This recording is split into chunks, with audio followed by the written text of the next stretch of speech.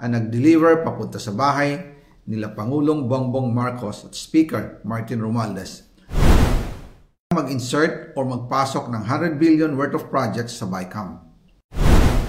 Sana po ay hindi nila ako mapatay bago ko mailabas ang lahat. Ginawa ko lang ang utos sa akin, pero ngayon, handa na akong harapin ang lahat. Ginagamit ng administrasyon ang buong resources ng bansa para tumahimik ako. That he will shoot me if I will talk. Gagamitin ako bilang panakipbutas sa kanilang kampanya laban sa korupsyon. Hindi na ako mananahimik, ilalabas ko ang lahat ng katotohanan.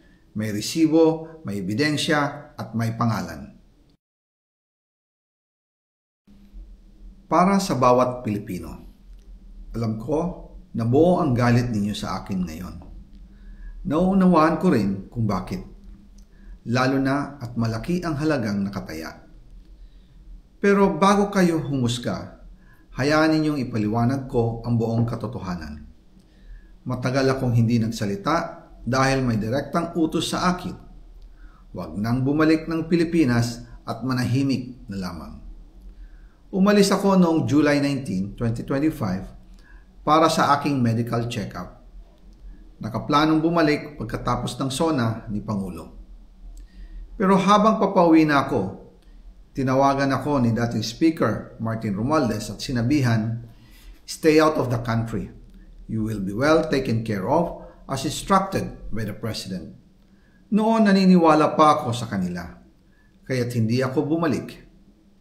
Tumikom ang aking bibig, sumunod ako, pero ang hindi ko alam, ang ibig pala nilang sabihin sa aalagaan ka namin ay gagamitin ako bilang panakipbutas sa kanilang kampanya laban sa korupsyon.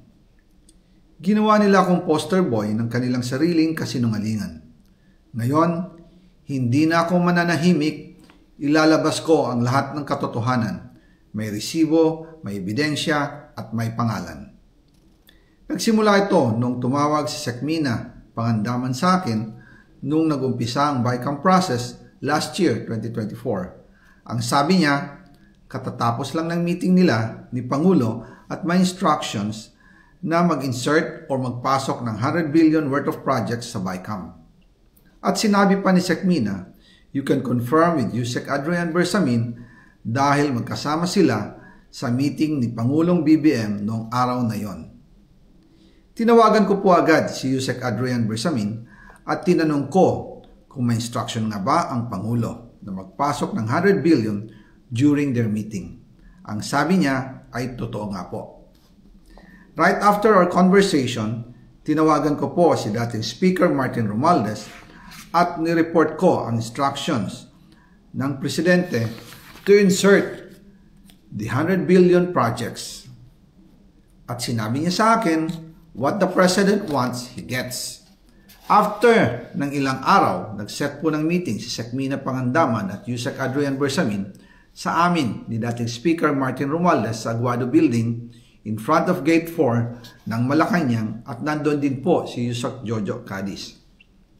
During the meeting, binigay po ni Yusek Adrian Bersamin ang listahan na worth 100 billion. Tinanong ko po si Yusek Adrian kung saan galing ang listahan.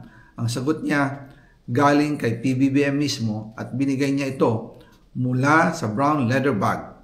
Nung sinabi po ni Yusek Adrian Bersamin yung brown leather bag, naalala ko noong nasa Singapore kami right after the elections of May 2022 sa Hilton Hotel, kami ni dating Speaker Martin and PBBM habang pauwi at pabalik ng Pilipinas, hinabol ng PSG ang brown leather bag at ang sabi ni PBBM, maiwan na lahat, wag lang ang brown leather bag. Kaya naniwala ako na utos talaga ito ng Pangulo. Pagkatapos ng ilang araw, I informed sina dating Speaker Martin Romualdez, Sekmina Pangandaman, Yusek Adrian Bersamin, and Yusek Jojo Cadiz na kung pwede 50 billion lang ang ipasok sa program funds dahil sa sobra ang DPWH funds versus sa DepEd. In practice, hindi pwede na mas malaki ang budget ng DPWH kaysa edukasyon. And yung balance na 50 billion, ilagay na lang sa unprogrammed funds for the 2025 budget dahil Office of the President din ang nagre-release ng lahat ng unprogrammed funds. Pagkatapos ng isang araw, tinawagan ako ni Sec Mina at sinabi ang mensahe ng Pangulo. Ipasok ninyo yan dahil pinangako na sa akin ni Speaker Martinian at hindi na pwedeng baguhin. Kumbaga, ang utos ng hari hindi pwedeng mabali. Again, I informed the Speaker and asked clearance about the instructions ng Pangulo. At ang sabi niya, wala tayong magagawa. Kaya po nagtataka ako kung bakit sinasabi ni Pangulo na hindi niya makilala ang budget, samantalang lahat na binawas at dinagdag sa mga ahensya ng gobyerno ay humihingi ng approval sa kanya si Sec Mina Pangandaman.